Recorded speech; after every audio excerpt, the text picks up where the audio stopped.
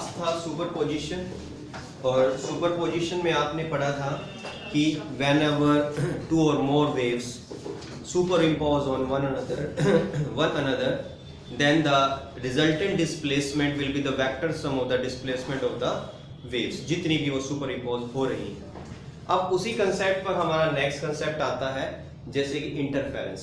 अब इंटरफेरेंस क्या होता है पहले ये समझते हैं, और इंटरफेरेंस सुपरपोजिशन पे कैसे डिपेंड है ये भी समझ लेते हैं।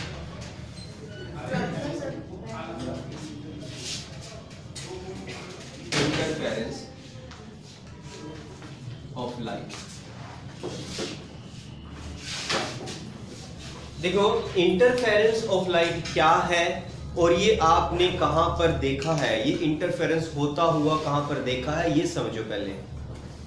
जब सपोज करो एक डार्क रूम है, इस कंडीशन को समझना, आपने इसे रियल में देखा है तब जाके आप इसको अच्छी तरह से समझ पाओगे, अगर आप इसे रियल में देख लेते हो, समझ लेते हो। एक डार्क रूम है, उस डार्क रूम में सपोज करो किसी एक वॉल कहो या किसी डोर या कहीं विंडो से, विंडो में से जैसे कई बार विंडो के जो दो वुड होते हैं आपस में लगाते तो बीच में गैप रह जाता है।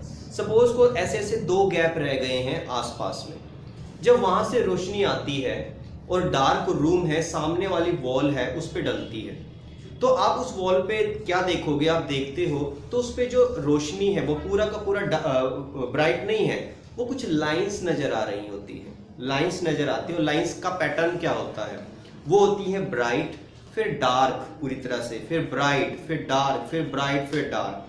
इस तरह से आपको दीवार पे एक छोटा सा पैटर्न मिलता है। कब मिलता है, जब आप किसी डार्क रूम में किसी भी दीवार किसी भी विंडो से कुछ लाइट आते हुए देखते हो, जो एक से ज्यादा, हम दो की बात कर लें, दो, उसे स्लिट बोलेंगे। जो एक हॉल मैंने बोला था straight hall, that is slit, वहां से रोशनी आएगी, वो एक दूसरे पे जब सुपर इम्पोज होगी तो आपको कुछ पैटर्न्स मिलते हैं। तो वो जो पैटर्न्स मिल रहे हैं, it is because of interference of the light. तो इंटरफेरेंस ऑफ लाइट में वो किस तरह से रिलेट कर रहा है, इस चीज को समझा रहा हूं। देखो जब आपके पास एक से ज्यादा सोर्स है, सपोज करो हम इस कंडीशन को बना लेते हैं कि अगर आपके पास एक कार्डबोर्ड था, सपोज एक कार्डबोर्ड है आपके पास यहाँ पर, और यहाँ आपके पास एक सोर्स है, लाइट का सोर्स है, आप यहाँ दो स्लिट कट कर देते हो, ठीक है, एक दूसरे से ज्यादा दूरी पर नहीं होनी चाहिए। वो सपोज यहाँ पर हमने दो स्लिट कट कर दी, एक यहाँ पर एक यहाँ से, रोशनी यहाँ से भी आ रही है यहाँ से भी आ रही है। अब यहाँ पर वो वॉल या स्क्रीन है, आप क्या देखते हो, आप देखते हो जो बिल्कुल सोर्स, दोनों सोर्स के बिल्कुल मिडल वाली जो लाइन है, वहां पर आपको ब्राइट फ्रिंज मिलता है, रोशनी मिलती है बहुत ज्यादा। उसके ऊपर जो है ये नेक्स्ट बाय नेक्स्ट ऐसे ही होगा, पहले ब्राइट होगा फिर डार्क होगा, फिर ब्राइट होगा फिर डार्क होगा। इसी तरह इसके नीचे भी ऐसे होगा, मिडल जो होता है सेंट्रल वो ब्राइट बनता है, हमेशा याद रखना। उसके बाद फिर डार्क होगा, फिर ब्राइट होगा और फिर डार्क होगा, ये पैटर्न चलता रहेगा। अब आप कहोगे सर ये होता कैसे है? एक्चुअल में जो लाइट आती है वो एक तरह की एनर्जी है, वो एनर्जी सारी वॉल पे डल रही है। सपोज करो, इमेजिन करो ये बनने से पहले क्या हुआ होगा, वहां से पूरी रोशनी डली होगी, वो पूरी रोशनी एक पूरा का पूरा एक ही ब्राइट फ्रिंज होगा, मतलब पूरी एनर्जी एक ही जगह लगी हुई है। अब क्या होता है, ये मान लो उन पूरे के पूरे एक फ्रिंज को आप पूरे के पूरे जो लाइट है उसको अलग अलग टुकड़ों में बांट देते हो, उसे मैं फ्रिंजेस बोल रहा हूं, उसे फ्रिंज में बांट देते हो। ये एक दूसरे पे जब सुपरपोजिशन होता है लाइट्स का, यहां से जो लाइट आती है उसमें भी क्रस्ट और ट्रफ होंगे, इसके भी क्रस्ट और ट्रफ होंगे। जहां पर जिस रीजन में जाकर क्रस्ट और क्रस्ट मिल रहे होंगे वहां ब्राइटनेस आ रही होगी, क्रस्ट या क्रस्ट मिले या ट्रफ मिले, जैसे आपने सुपरपोजिशन में पढ़ा हुआ है। और जहां पर क्रस्ट से ट्रफ मिल रहे होंगे वहां पर डार्क फ्रिंज बना होगा। ये तो हो गया उस कैलकुलेशन के अकॉर्डिंग जो आपने पढ़ा है। अब थोड़ा सा और समझ लेते हैं इस चीज को। सपोज करो मैंने सबको एनर्जी बराबर बराबर बांटी थी स्टार्टिंग में, ठीक है, मैं कुछ एग्जांपल से सेट करता हूं फिर उसे चेंज कर दूंगा। सपोज मेरे पास ये कुछ पर्सन्स हैं, 1 2 3 4 5 इस तरह से कुछ पर्सन्स हैं। तो मैं क्या करता हूं, सबको 1 1 1 1 1 पेन दे देता हूं। मैंने पेन्स डिस्ट्रीब्यूट किए, इसको मैं वर्ड यूज कर रहा हूं, डिस्ट्रीब्यूशन वर्ड यूज कर रहा हूं, ठीक है। मैंने कुछ पेन्स डिस्ट्रीब्यूट किए, टोटल कितने पेन डिस्ट्रीब्यूट किए, 1 2 3 4 5 कर दिए, चलो ठीक है। अब मैंने क्या किया, ये जो एक काम करते हैं, इसको नहीं लेके चलते क्योंकि कैलकुलेशन फिर पूरी नहीं हो पाएगी, आप समझ नहीं पाओगे कि इसको भी किसी ने दिए होंगे फिर, तो मैं 4 लेकर चल रहा हूं। अभी क्या हुआ कि जब हमने इसको 1 1 1 पेन दिए, मैंने इसका पेन लेकर इसे दे दिया, कुछ प्रोसेस करने के बाद, कुछ कैलकुलेशन करने के बाद मैंने इसका पेन लेके इसे दे दिया, और इसके पास कितने पेन हो गए, 2 हो गए। चलो 1 + 1 2 हो गए, इस पे कितने रह गए, 0। लॉजिक क्लियर हो? मैंने इसका पेन लेकर इसे दे दिया, इस पे कितने रह गए, इस पे कितने हो गए, 2 हो गए। देखो लॉजिक देखो क्या हुआ, अब टोटल करो कितने हैं, मतलब 4 ही है, मतलब जितनी, अब मैं इनको एनर्जी बोल रहा हूं, इन पेन्स को एनर्जी बोल रहा हूं। पहले मैंने बराबर एनर्जी बांटी थी सबको, अब मैंने क्या किया, इससे लेकर इसे दे दिया, इससे लेकर इसे दे दिया, अब भी टोटल वही एनर्जी है। तो ये मैंने क्या किया, मैंने किया redistribution of the energy as per the constructive superposition and destructive superposition. मतलब जहां पर क्रस्ट से क्रस्ट मिला उसको ज्यादा मिलना चाहिए रोशनी, एनर्जी, और जहां पर क्रस्ट से ट्रफ मिला उसको कम मिलना चाहिए, मतलब वो जो एनर्जी है डार्कनेस, रोशनी का ना होना मतलब डार्कनेस। मैंने पहले क्या किया, एनर्जी को डिस्ट्रीब्यूट कर दिया बराबर, फिर मैंने बिकॉज ऑफ सम प्रोसेस मैंने इसको रीडिस्ट्रीब्यूट कर दिया। रीडिस्ट्रीब्यूट जब मैंने किया, जहां कुछ भी नहीं रहा वहां डार्कनेस आ गई, जहां सब कुछ आ गया वहां ब्राइटनेस आ गई, जहां कुछ नहीं रहा डार्कनेस आ गई, जहां सब कुछ आ गया वहां ब्राइटनेस आ गई। तो इस तरह से डार्क ब्राइट पैटर्न मेरे पास आ गए, तो उसको बोलते हैं interference of light. Now what is interference of light? Is the redistribution of the energy. पहले समझो, it is the redistribution of the energy when 2 or more waves from 2 coherent sources superimpose on one another। Logic clear हुआ कि जब 2 या 2 से ज्यादा जो light की वेव्स होती हैं, मगर वो कहां से आनी चाहिए, कोहेरेंट सोर्सेज से आने चाहिए। मैं वर्ड बताऊंगा कोहेरेंट का क्या मतलब होता है। जब वो सुपर इंपोज होती है तो वह कंस्ट्रक्टिव डिस्ट्रक्टिव सुपरपोजिशन होगा, उसके अकॉर्डिंग रीडिस्ट्रीब्यूशन ऑफ एनर्जी होगा, जिससे ब्राइट फ्रिंज और डार्क फ्रिंज बन जाएंगे। इसे बोलते हैं इंटरफेरेंस। एक वर्ड मैंने मेन फोकस किया है, रीडिस्ट्रीब्यूशन ऑफ एनर्जी। पहले था डिस्ट्रीब्यूशन, फिर मैं इसको रीडिस्ट्रीब्यूट कर दिया। अब इस कैलकुलेशन को छिपा देते हैं। अब आपके पास है क्या, आपके पास है ब्राइट फ्रिंज और डार्क फ्रिंज, यही हमारे पास मिलते हैं उस डार्क रूम में। लॉजिक क्लियर है? इंटरफेरेंस देखो, interference of light is the phenomenon, interference of light is the phenomenon of redistribution of light energy,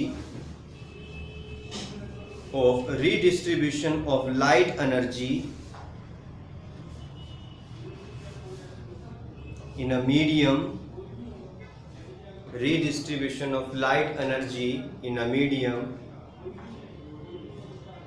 on account of interference of light is the phenomenon of redistribution of light energy in a medium on account of superposition of light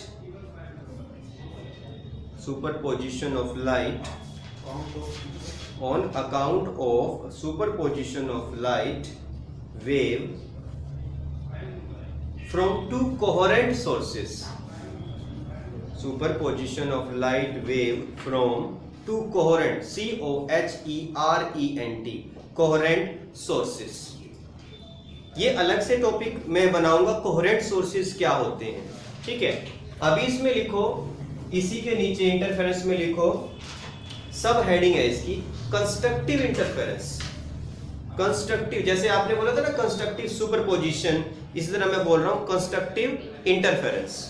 constructive interference, अच्छा बताओगे constructive interference का मतलब क्या होगा? जैसे superposition पढ़ा, जब crust से क्रस्ट मिला होगा या ट्रफ से ट्रफ, तो हमें मिल जाता है ब्राइट फ्रिंज, तो ये कंस्ट्रक्टिव इंटरफेरेंस हो गया। और डिस्ट्रक्टिव कब होगा? जब क्रस्ट से ट्रफ मिलेगा तो मुझे डार्क फ्रिंज मिलेगा। भागोगे सर ये कुछ ना कुछ तो बचना चाहिए था, ऐसा क्यों?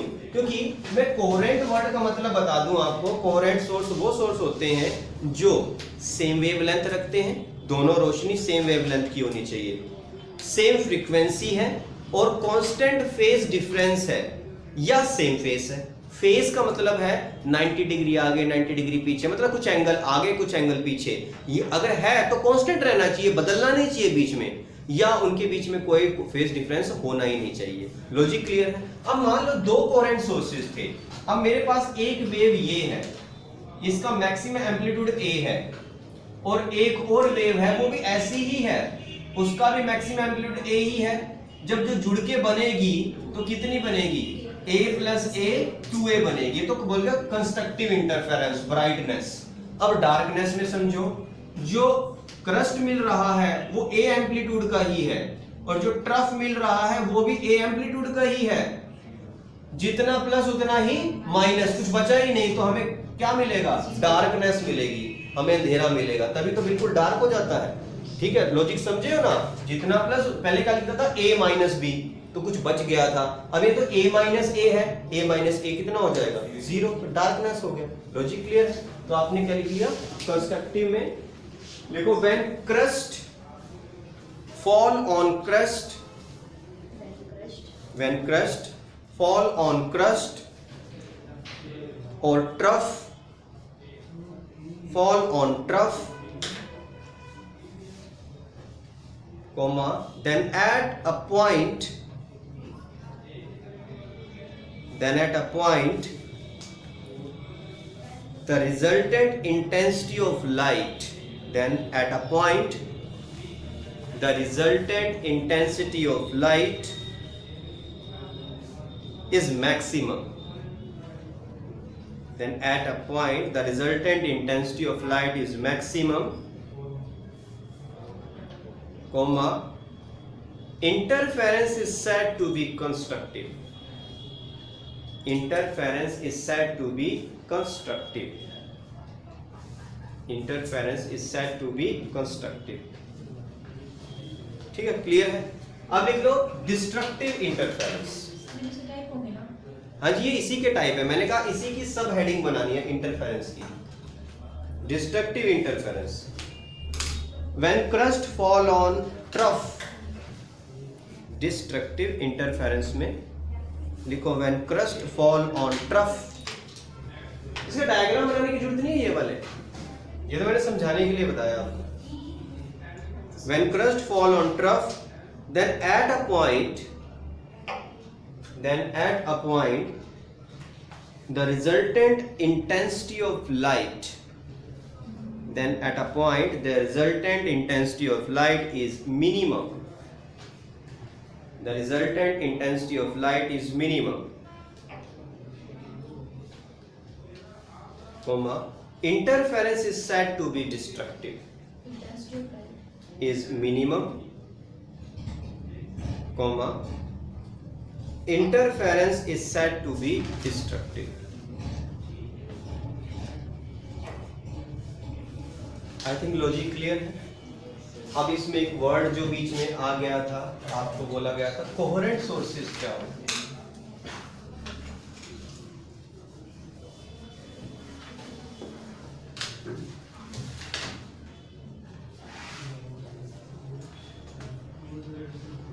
Coherent sources,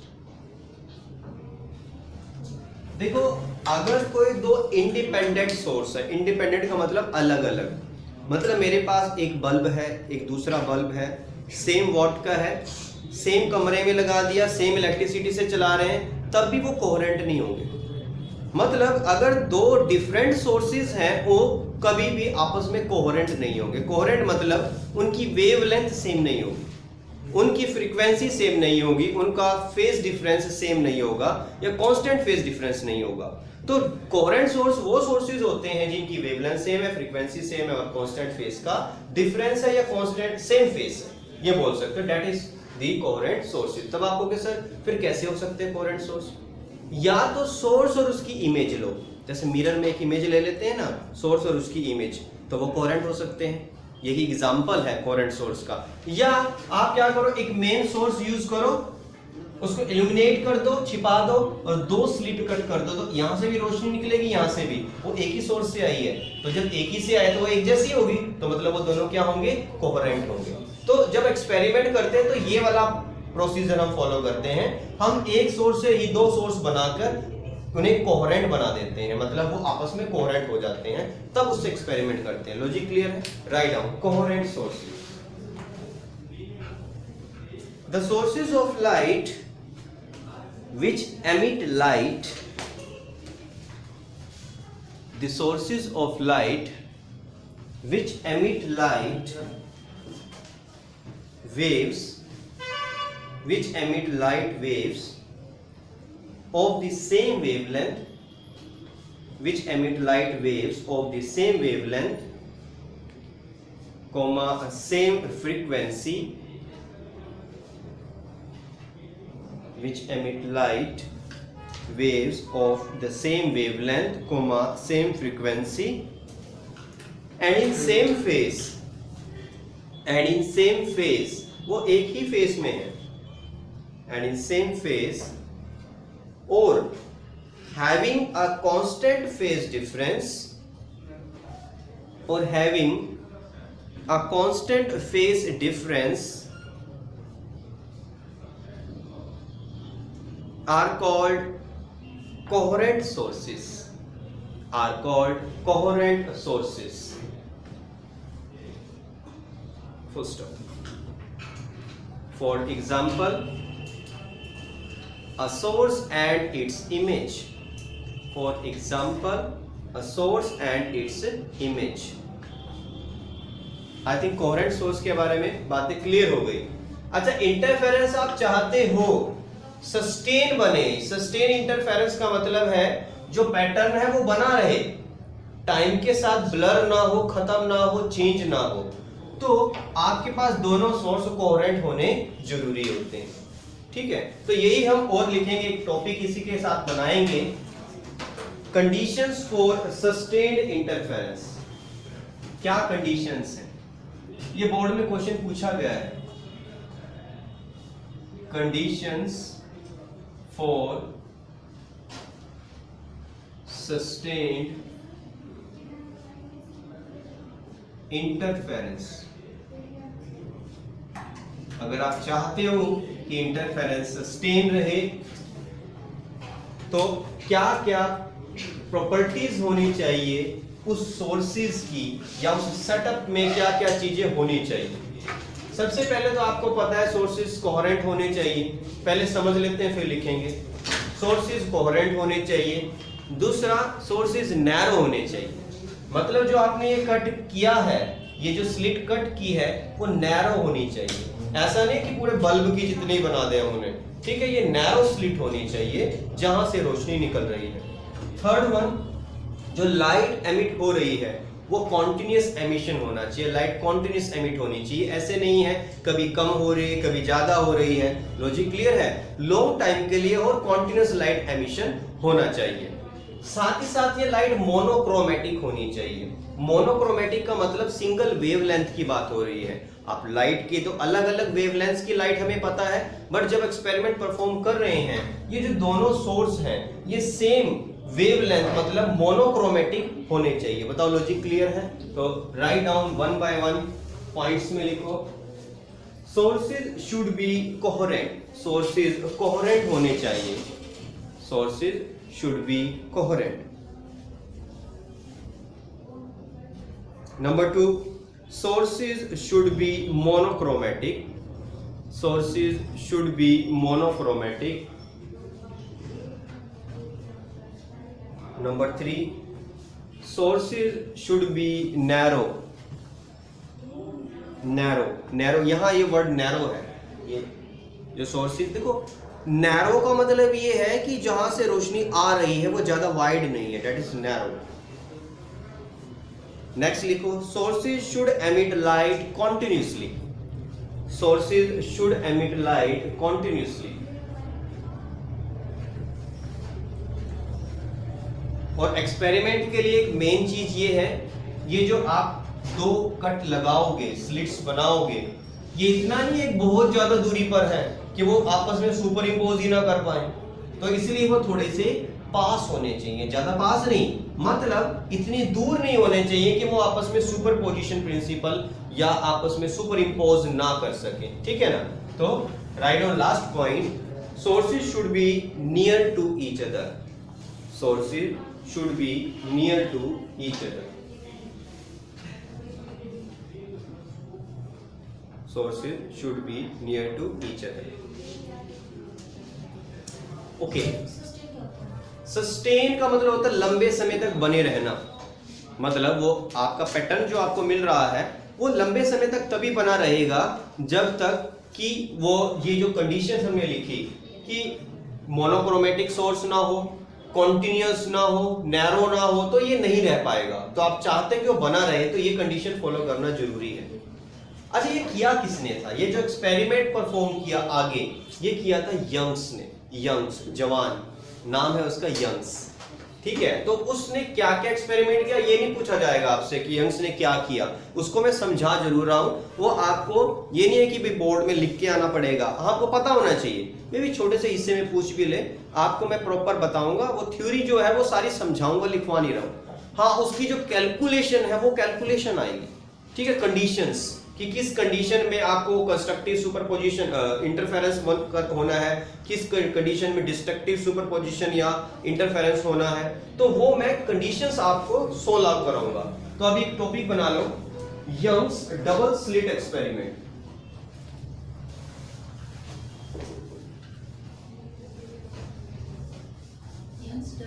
Young's double slit,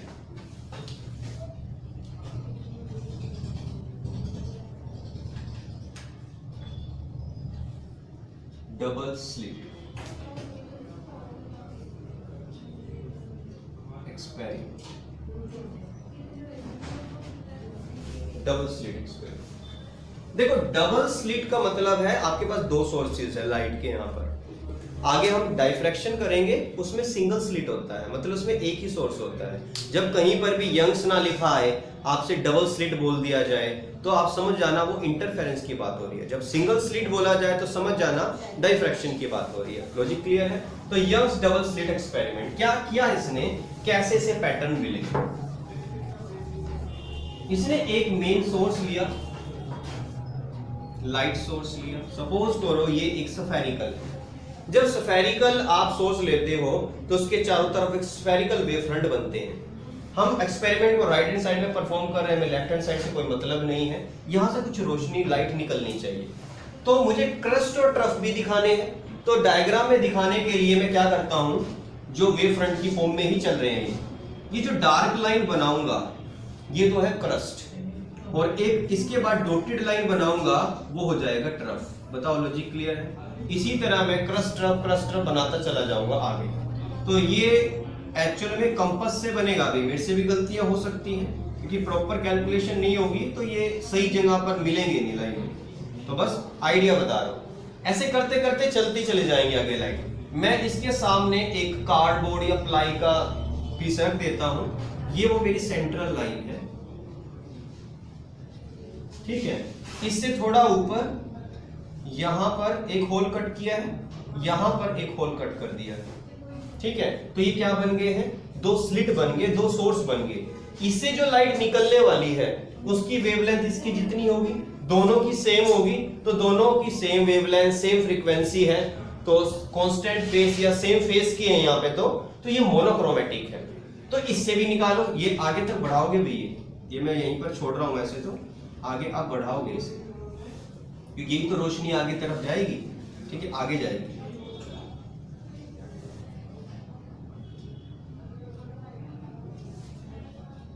बीच में आ गया है, मतलब लाइट इस पे डलनी शुरू हो गई। अब यहाँ से लाइट निकलेगी। हाँ जी, तो ये जरूरी नहीं है पहले ट्रफ और क्रस्ट ही होने चाहिए? नहीं, कोई दिक्कत नहीं, जो मर्जी बना लो, पहले जैसे मर्जी करो, कोई दिक्कत नहीं है, लाइट चल रही है, बस आगे ट्रैवल कर रही है। अब यहाँ से देखो, ये जो स्लिट कट की है, एक लाइन में स्लिट कट की है। जब एक लाइन सोर्स होता है उसके चारों तरफ वेव फ्रंट कैसा होता है, सिलेंड्रिकल। तो मगर साइड में तो ऐसे ही दिखेगा ना सर्कुलर, आपको साइड में से जो अगर देखना चाहोगे सिलेंडर का आधा हिस्सा, तो सिलेंडर के आधे आधे हिस्से तो ऐसे दिखेंगे सर्कल की फॉर्म में, तो यहां भी ऐसे ही बनाओ, इसको सेंटर मानते हुए क्रस्ट क्रस्ट एक जैसे बनेंगे दोनों के, ट्रफ ट्रफ। तभी कह रहा हूं कंपास से बनेंगे, वरना यहां पर गलतियां हो जाएंगी। क्रस्ट क्रस्ट ट्रफ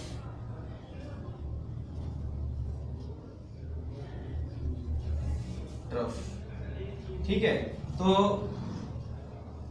प्रोसीजर बता दो, प्रोसीजर समझ आ गया ना आपको?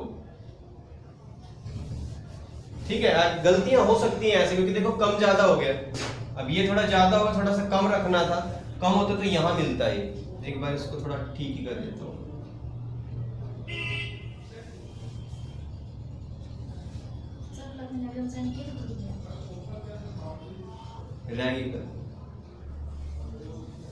ठीक है, तो इस तरह से आप बनाओगे, आगे बनाते चल जाओ। अब लो जी, देखो क्या हो रहा है, यहां पर कौन मिल रहे हैं? क्रस्ट से क्रस्ट मिल रहे हैं, क्या नहीं मिल रहे हैं? ये डॉट लाइन कैसी है? ट्रफ। ये डॉट लाइन कैसी है? ट्रफ। ट्रफ से ट्रफ मिल रहा है। जहां क्रस्ट से क्रस्ट मिल रहा है, यहां क्या मिल रहा है? क्रस्ट से क्रस्ट। जहां क्रस्ट से क्रस्ट मिले, ट्रफ से ट्रफ मिले, वो क्या होता है? Constructive bright fringe. तो सेंटर पे हमेशा क्या बनता है? मैंने पहले भी बताया था, ब्राइट फ्रिंज बनता है। बताओ लॉजिक क्लियर हो? अब इससे ऊपर चलते हैं। जैसे कि सपोज कोई भी लाइन ले लो, ये मेरे पास क्या चीज है? ट्रफ। और ये मेरे पास क्या है?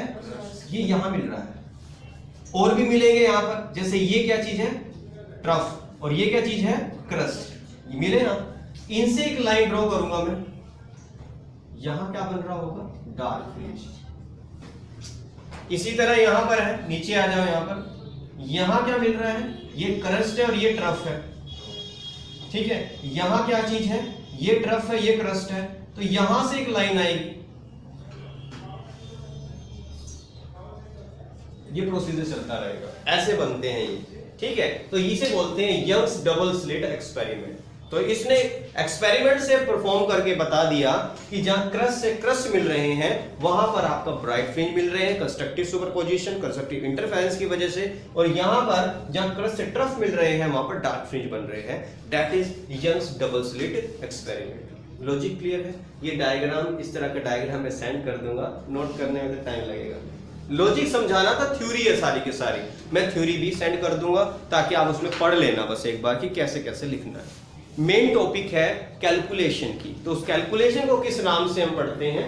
उस कैलकुलेशन के लिए हेडिंग बनाएंगे conditions for constructive and destructive interference. Theory लिखनी नहीं है आपको, वो आप लर्न जरूर कर लेना, समझ लेना, क्योंकि प्रोसीजर समझाया मैंने। हाँ, डायग्राम याद रखो, मतलब इसको ज्यादा एक्सप्लेन करना आता भी नहीं है।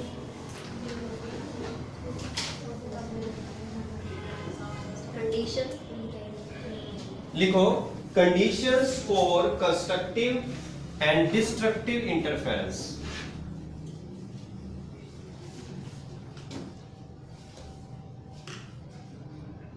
Conditions for constructive and destructive interference.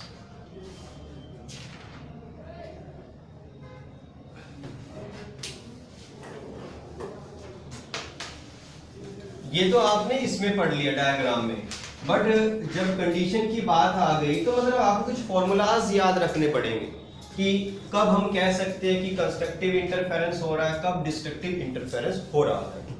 अभी कितने टाइम हुआ है? 29। ओके, देखो condition for constructive and destructive interference.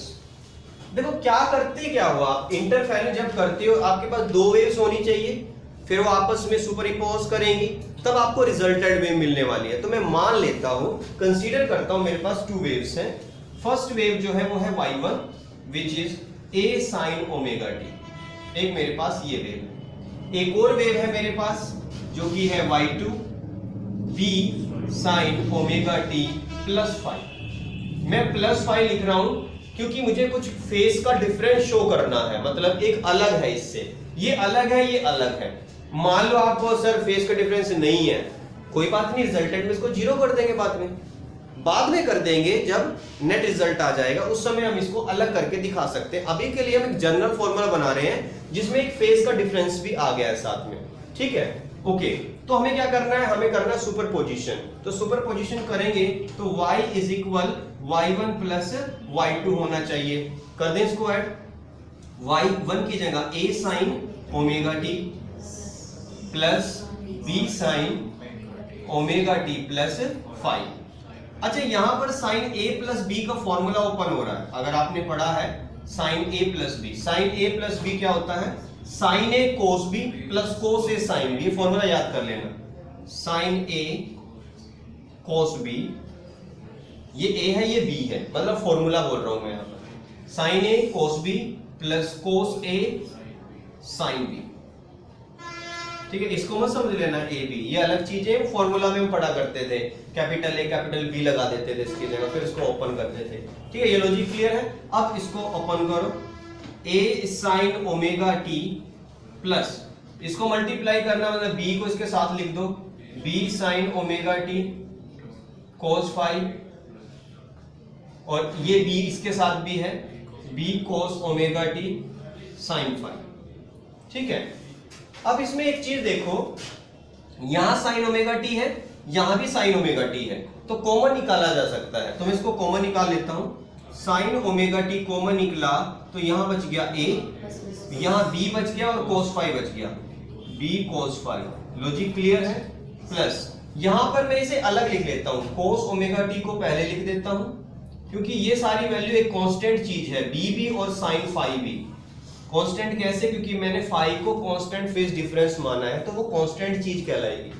अब देखो, आप थोड़ा सा समझो, जब आपको मैंने सुपरपोजिशन बताया था, मैंने एक वेव ली थी, वो एक साइन की वेव थी, अगली वेव भी एक साइन की वेव थी, जब जुड़ी तो आंसर भी एक साइन की वेव आई, तो साइन की वेव में साइन की वेव मिली तो आंसर भी एक साइन की वेव आई। तो इससे ये सिर्फ ये समझना है कि ये एक प्रोसीजर सही चल रहा है, मतलब हम साइन की वेव में एक साइन की वेव ऐड करके एक साइन की वेव क्रिएट कर रहे हैं, बना रहे हैं। अब इससे वो चीज समझ नहीं आ रही है, जो रिजल्टेंट वेव आएगी उसका कुछ ना कुछ एम्पलीट्यूड होगा। एम्पलीट्यूड मतलब जैसे इसके आगे a लिखा है, इसके आगे b लिखा है, उसके आगे भी कुछ ना कुछ होगा जो इन सबका रिजल्टेंट होगा, उसे मैं कैपिटल R मान लेता हूं। क्या मान लेता हूं, कैपिटल R। उसके लिए मुझे क्या करना होगा, उसका जो एंगल होगा, कोई रिजल्टेंट एंगल होगा उसके पास भी, ठीक है। तो मैं इस चीज को चेंज कर रहा हूं ताकि मेरे पास एक रिजल्टेंट वेव यहां पर बन जाए। मैं क्या करता हूं, यहां पर इसको इक्वेशन नंबर 1 मान ले, कुछ देर के लिए मान लेते हैं। ये जो हिस्सा है, आपको एक फॉर्मूला दोबारा याद करना चाहिए, साइन ए कोस बी, कोस ए साइन बी, ऐसे करते हैं ना। साइन ए है, कोस बी आना चाहिए, प्लस कोस ए साइन बी आना चाहिए, ऐसा देखो फॉर्मूला बन सकता है यहां पर। तो मैं इस वाले हिस्से को क्या पुट कर लेता हूं, इस वाले हिस्से को a प्लस बी कोस 5 को मैं कोस थीटा पुट कर लेता हूं, और इसका मैग्नीट्यूड एम्पलीट्यूड मैं r लगा देता हूं। दोबारा समझो, मैंने इस हिस्से को इससे रिप्लेस कर दिया, ये रिजल्टेंट का एंगल आ गया और रिजल्टेंट का एम्पलीट्यूड आ गया इसके साथ। तो मैं इस हिस्से को लिख सकता हूं, लेट्स सपोज कंसीडर करके r कोस थीटा। इसके बाद फिर आ जाता है, इस वाले हिस्से को भी चेंज कर रहा हूं, b साइन 5, इसकी जगह मैं लिखता हूं r साइन थीटा। ये थीटा रिजल्टेंट का एंगल हो जाएगा और ये उसका एम्पलीट्यूड हो जाएगा। अगर मैं ऐसा करता हूं तो मेरे पास देखो आंसर क्या आता है। इसको इक्वेशन नंबर 2 पुट कर सकते हो, इसको 3 लिख सकते हो इक्वेशन 1 से। नाउ फ्रॉम इक्वेशन 1 क्या आंसर आया, y इज इक्वल अच्छा साइन ओमेगा टी, बट इसके साथ ये सब चीजें हैं तो इसकी जगह ये आ जाएगा, क्या आएगा, r cos theta plus cos omega T r sine theta. बताओ लॉजिक क्लियर है। r दोनों में है, कॉमन निकाल लो, देखो क्या क्या बच गया, sign omega T cos theta plus cos omega T sine theta. ये फॉर्मूला बन गया किसका, साइन a प्लस बी, तो r sign omega T plus theta. तो देखो जब मैंने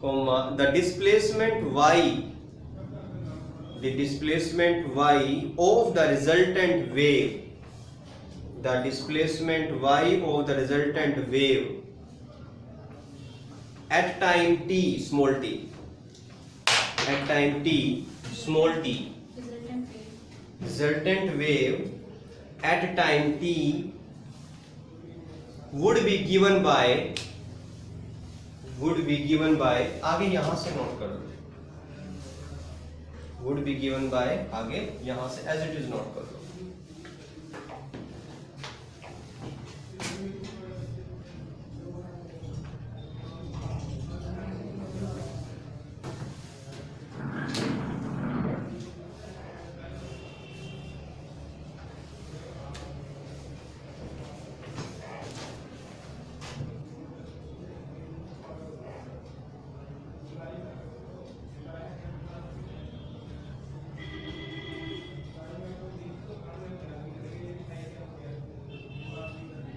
यहां लिख लेना लास्ट में harmonic wave of amplitude R, ये एक हार्मोनिक वेव बन चुका है।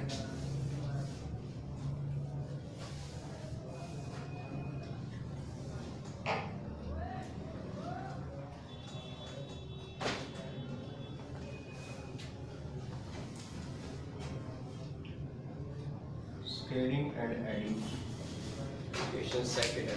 देखो ये लेंथी जरूर लग रहा है मगर ये सिंपल है, लेंथी लग रही है कैलकुलेशन बट आपने कोई ज्यादा इतनी बात नहीं की है। हाँ थोड़ा फॉर्मूलाज याद करने पड़ेंगे। अब देखो यहां पर आर स्क्वायर कॉमन आ गया, साइन के थीटा प्लस कोस के थीटा कितना हो गया 1, इसको लिखने की जरूरत नहीं है, विच इज इक्वल, अच्छा a प्लस बी का होल स्क्वायर बन रहा है यहां पर, a square plus B square cos square 5 plus 2ab cos 5 plus b square sin square 5। ठीक है, अब कुछ और कॉमन आ सकता है, यहां b स्क्वायर है यहां b स्क्वायर है, देखो a square plus b square, अगर यहां से b स्क्वायर लिया तो बच गया यहां cos स्क्वायर 5 और वहां बच गया sin square 5 again 2ab cos 5, तो ये क्या बन गया 1।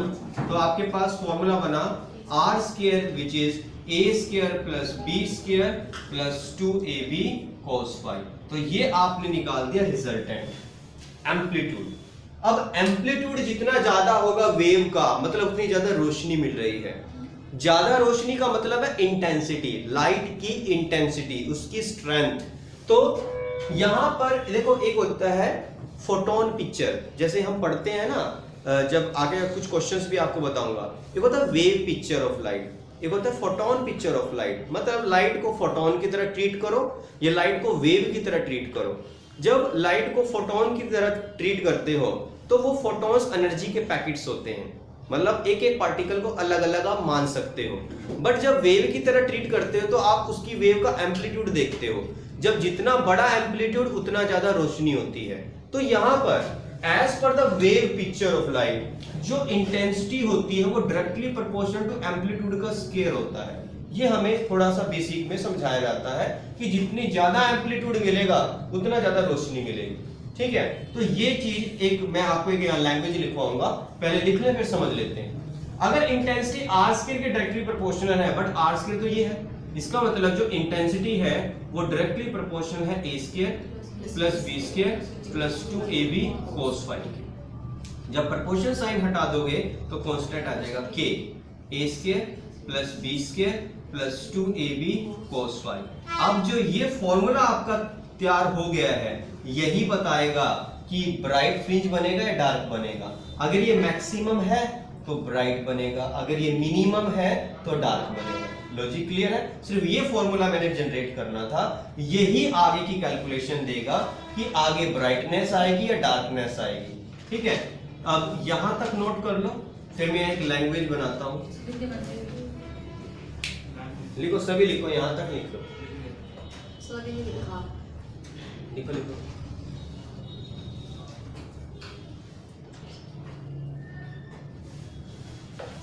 इसको सॉल्यूशन कल करवा दूंगा, है ना। ये हमारा जो बेसिक टॉपिक है, conditions for constructive and destructive interference.